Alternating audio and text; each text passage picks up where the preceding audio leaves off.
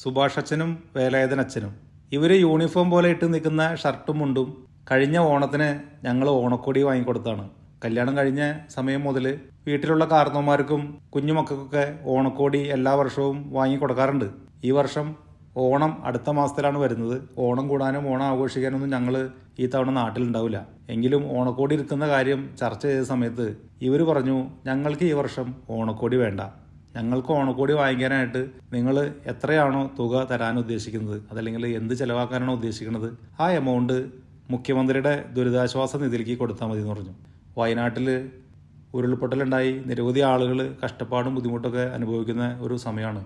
ആ ഒരു ബുദ്ധിമുട്ടിൽ നിന്ന് അവിടെയുള്ള ആളുകൾക്ക് കരകയറാനായിട്ട് നമ്മളുടെ എല്ലാവരുടെയും സഹായം ആവശ്യമായിട്ടുള്ള ഒരു സമയം കൂടിയാണ്. അതുകൊണ്ട് ഒട്ടും അമാന്തിച്ചില്ല.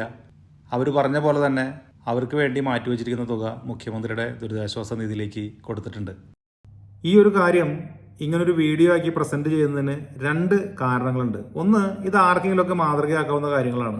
നമ്മൾ ഈ വരുന്ന ഓണത്തിന് ചെലവാക്കാൻ വേണ്ടി ഉദ്ദേശിച്ചിരിക്കുന്ന തുക ഒന്ന് പരിമിതപ്പെടുത്തിയിട്ട്, ആഘോഷങ്ങളൊന്നും പൂർണ്ണമായിട്ടും ഒഴിവാക്കണം എന്നല്ല പറയണത്, ഒന്ന് പരിമിതപ്പെടുത്തിയിട്ട് നമ്മൾ അതിൽ നിന്ന് മാറ്റിവെക്കുന്ന ഒരു ചെറിയ തുക വയനാട്ടിൽ ദുരന്തത്തിൽപ്പെട്ട ആളുകൾക്ക് സഹായിക്കാൻ കഴിഞ്ഞാൽ അത് വലിയൊരു കാര്യമായിരിക്കും.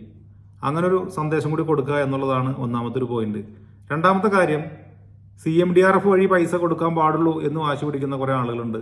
സന്നദ്ധ സംഘടന വഴി കൊടുത്താലേ ശരിയാവുള്ളൂ, CMDRF തട്ടിപ്പാണെന്ന് പറയുന്ന ആളുകളുണ്ട്. അത്തരത്തിലുള്ള രണ്ട് തരത്തിലുള്ള ആളുകൾ നമ്മുടെ സമൂഹത്തിലുണ്ട്.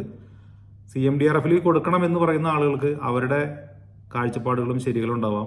CMDRF കൊടുക്കരുത് എന്ന് പറയുന്ന ആളുകൾക്ക് അവരുടെ കാഴ്ചപ്പാടുകളും ശരികളും ഉണ്ടാവും. നമ്മൾ ആരും അങ്ങോട്ടും ഇങ്ങോട്ടും പരസ്പരം തിരുത്താൻ നിൽക്കേണ്ട ആവശ്യമില്ല എന്ന് പറയാൻ കൂടി വേണ്ടിയിട്ടാണ് ഈ ഒരു മെസ്സേജ്. കാരണം വ്യക്തിപരമായിട്ട് CMDRF പൈസ കൊടുക്കുന്നതിനോട് യോജിപ്പുള്ള ആളല്ല ഞാൻ. പക്ഷേ എൻ്റെ അച്ഛനോ അമ്മയ്ക്കോ സഹോദരങ്ങൾക്കോ സുഹൃത്തുക്കൾക്കോ CMDRF പൈസ കൊടുക്കാൻ ആഗ്രഹമുണ്ടെന്നുണ്ടെങ്കിൽ അതിനെ തടയാനുള്ള ഒരു അവകാശവും, അതല്ലെങ്കിൽ നിങ്ങൾ ചെയ്യരുത്, അതല്ല ശരി, നിങ്ങൾ നേരിട്ട് കൊടുത്താൽ മതി എന്ന് പറയാനുള്ള ഒരവകാശവും എനിക്കില്ല എന്നുകൂടി ഈ വീഡിയോ കാണുന്ന ആളുകൾ മനസ്സിലാക്കാൻ വേണ്ടിയിട്ടാണ് ഇങ്ങനൊരു വീഡിയോ ചെയ്യുന്നത്. കാരണം ആളുകൾ അങ്ങോട്ടും ഇങ്ങോട്ടും കിടന്ന് തല്ലുപിടിക്കുകയാണ്. CMDRF വഴി കൊടുത്താലേ ശരിയാവുള്ളൂ, CMDRF തട്ടിപ്പാണ്, നേരിട്ട് കൊടുത്താലേ ശരിയാവുള്ളൂ എന്നൊക്കെ പറഞ്ഞിട്ട്. എങ്ങനെയായാലും മാർഗമല്ല ലക്ഷ്യമാണ് പ്രധാനം എന്ന് പറയുന്ന പോലെ എങ്ങനെ വേണമെങ്കിലും ആളുകൾക്ക് കൊടുക്കാം. അത് ഓരോ ആളുകളുടെ ചോയ്സാണ്. CMDRF കൊടുക്കുന്ന ആളുകൾക്ക് അവൻ്റെ കുറേ ശരികളുണ്ടാവും, നേരിട്ട് കൊടുക്കേണ്ട ആളുകൾക്ക് അവൻ്റെ കുറേ ശരികളുണ്ടാവും. ആ രണ്ടിനെ നമ്മൾ പരസ്പരം അംഗീകരിക്കാനും ഉൾക്കൊള്ളാനും കഴിയുക, അതല്ലെങ്കിൽ പരസ്പരം മനസ്സിലാക്കാനും ഉൾക്കൊള്ളാനും ശ്രമിക്കുക എന്നുള്ളതാണ് പ്രധാനപ്പെട്ട കാര്യം. വയനാട്ടിൽ ഈ ദുരന്തത്തിൽപ്പെട്ട ആളുകൾക്ക് സഹായം എത്തുക എന്നുള്ളതാണ് പ്രധാനപ്പെട്ട കാര്യം. അതിനു വേണ്ടിയിട്ട് നിങ്ങളാൽ കഴിയുന്ന ഓരോ ആളുകളും അവനവനാൽ കഴിയുന്ന ചെറിയ ചെറിയ സഹായങ്ങൾ അവിടേക്ക് എത്തിക്കാനായിട്ട് ശ്രമിക്കുക. അത് ദുരിതാശ്വാസ നിധി വഴി എത്തിക്കാൻ ആഗ്രഹമുള്ള ആളുകൾ അങ്ങനെ കൊടുക്കുക.